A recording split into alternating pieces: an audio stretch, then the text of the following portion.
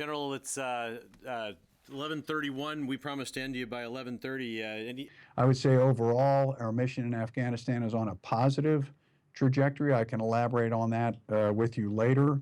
But thus far, in keeping with the campaign plan that I outlined, we have seen the Afghans successfully defend each of these areas, largely by taking offensive operations against the enemy, and the Taliban has not yet been able to realize any of their territorial ambitions this year. Just a quick follow-up on your reference to the 5 Americans who were wounded. It was on a partnered operation, meaning U.S. special operators with Afghan special operators conducting the operation, and they were clearing some of these areas that I mentioned in southern Nangarhar, where Daesh previously had control, and they were helping our Afghan partners to regain control of those areas. So that was really the nature of the operation: offensive operation, counterterrorism operation, partnered operation. In this partnered operation, when they were wounded and how they were wounded, were they in the middle of a gun battle, or was it? I'd characterize it as a clearing operation where the Afghan forces were moving south into the areas that were occupied by Daesh.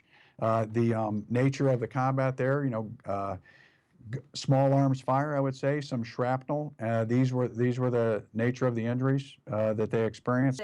You've killed many of their fighters and soldiers. What's the estimate now for how many are there? And so when we began our operations in January, we estimated that ISIS might have numbered around 3,000. They were primarily located in southern Nangarhar and in Kunar provinces.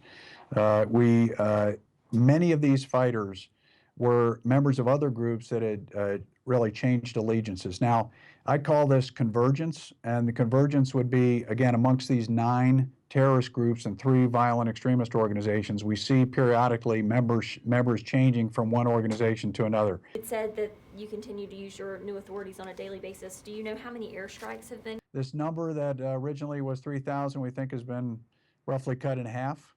We estimate them between 1,000 and 1,500 at the present time. But it's, again, it's very hard to say.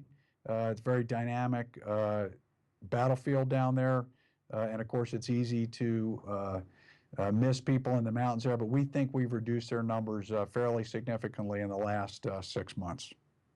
thanks, everybody.